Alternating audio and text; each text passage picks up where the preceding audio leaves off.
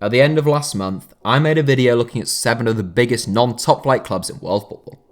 The video performed with faultless mediocrity, so I thought I'd do a similar video, take a look at some of the finest non-top flight footballers from across the world game. Football, and for the most part sport in general, is just about as close as you are ever likely to come to a total meritocracy. Of course, luck with injuries and purple patches of form can prove decisive, but for the most part, the cream does tend to rise to the top. With that being the case, the vast majority of the world's top footballers play top flight football, with particular concentrations of elite players in the top flights of the English, Spanish, German, Italian and French game. With that in mind though, there are always exceptions, and today I intend to explore them.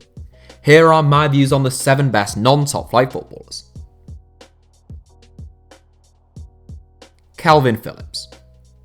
Getting us started in 7th place is Leeds United star Calvin Phillips. One of the outstanding players in the Championship ever since Marcelo Bielsa took over at Leeds, Phillips is a really tough and energetic box-to-box midfielder. Born in Leeds, the 24-year-old made his professional debut back in March 2015 as Leeds lost 4-3 to Wolves.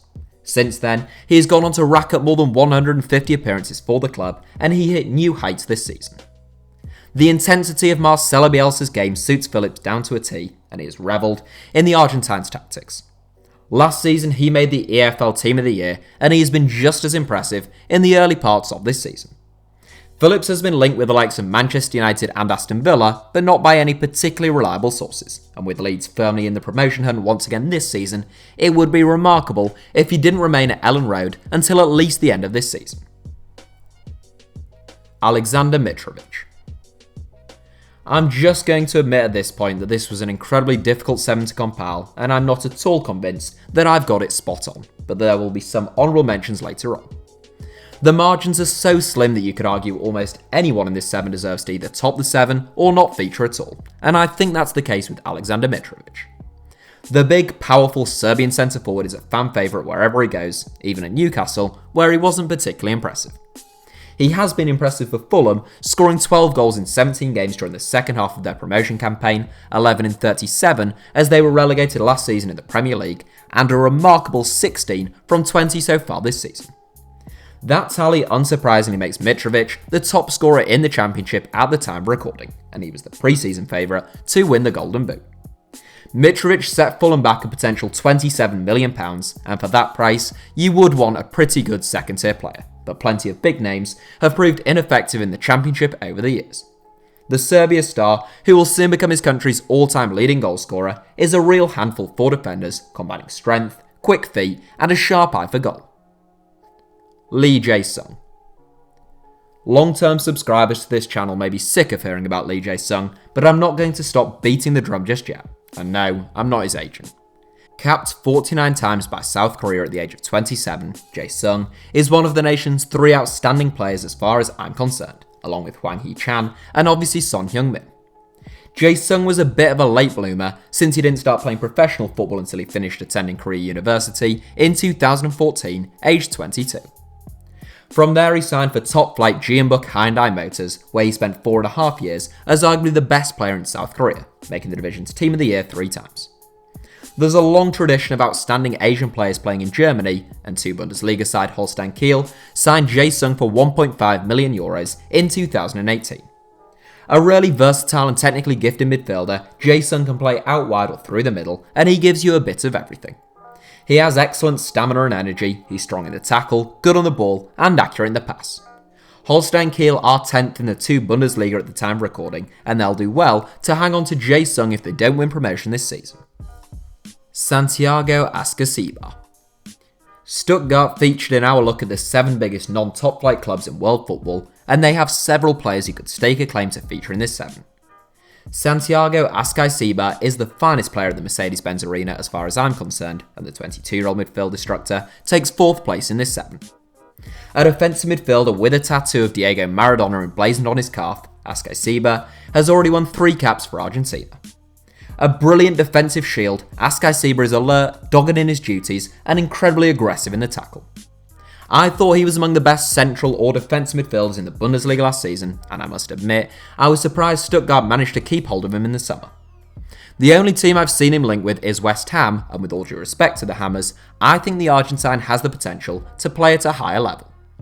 Likened to Esteban Cambiasso by some in the German press, Ascacibar isn't solely destructive. He also has the ability to pick his head up and move the ball quickly in transition.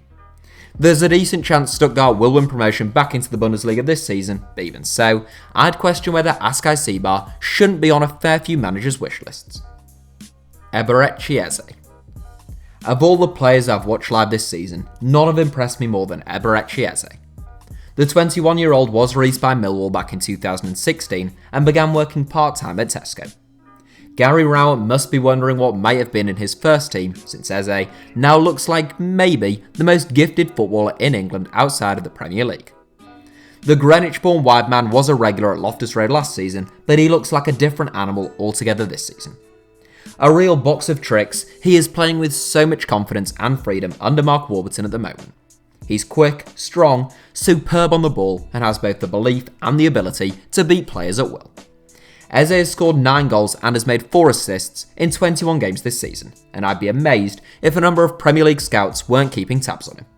He is only 21, and QPR have a very realistic chance of making the playoffs this season. But even if the Hoops don't win promotion in the next couple of seasons, I'd thoroughly expect Eze to take that step up in class on his own. Jarrod Bowen. We're staying in the Championship for my runner-up, who has been the outstanding player in English football outside of the Premier League this season, and arguably beyond. As those of you who watched my 200,000 subscribers Q&A will know, I am a Hull City fan, but that's not why Jarrod Bowen makes this 7. I've been invited to talk about Bowen on radio shows in the past when he's been linked with the likes of Arsenal and Tottenham, and I must admit that on those occasions I have probably done him a disservice. Maybe I was subconsciously hoping other teams wouldn't want to sign him. Bowen has quite clearly been the best player at the KCOM Stadium for more than 2 years now, aged only 22, but he is quite literally getting better and better every week.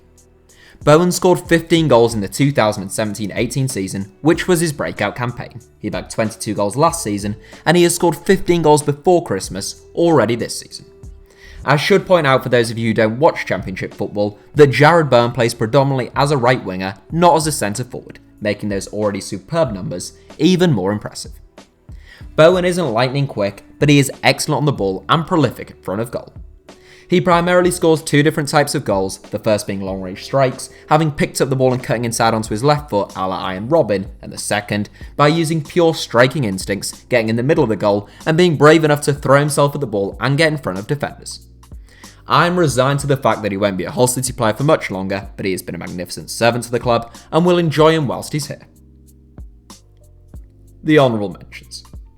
As I said, this was a mightily difficult 7 to compile, and I will mention some unfortunate omissions who didn't quite make the cut. Initially, I had to decide between picking 7 best non-top flight players based on performances this season, or just who I felt were the best in terms of pure talent. Joe Allen, for example, is obviously a very good footballer, but he hasn't been very good in a struggling Stoke City side this season. In the end, I must admit I sort of tried to pick players who fit both criteria, which I freely concede is a bit of a cop-out. Anyhow, in terms of shortlisted players who missed out, they include the likes of Leeds United stars Kiko Casilla and Pablo Hernandez, Real Zaragoza's Christian Alvarez, Huesca midfielder Pedro Mosquera, and Stoke City duo Jack Butland and Badu Ndai. Even more notably, the likes of Japan star Shinji Kagawa and German international Ron Robert Zieler surely have to be up there in terms of talent, but maybe not current form. Last but not least, quick mentions go to Stuttgart's Daniel Didavi, Rayo Vallecano's Borja Garcia, Huddersfield Town's Terence Congolo, and Brentford duo Ollie Watkins and Said Benrahma. Christian Stuani. Just as this entire 7 hasn't left me feeling as sure of my selections as I normally would like to be, nor does my top spot. Christian Stuani didn't exactly set the world alight during his time at Middlesbrough, and some may beg the very reasonable question of whether he is better than Aleksandar Mitrovic. I cannot tell you for sure, and they're 2 completely different players, but when all is weighed up, I found it difficult not to put Stuani first in this 7. The Uruguayan international, who has won 50 caps for his nation despite competition from the likes of Luis Suarez, Edinson Cavani and Abel Hernandez, has been ruthless in front of goal since signing for Girona.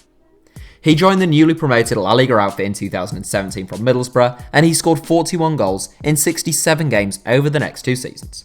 For context, That is more goals than Karim Benzema, Antoine Griezmann, and Gareth Bale scored in La Liga over that 2-year period, and it is a tally bettered only by Lionel Messi, Luis Suarez, and Santiago Seba during that time.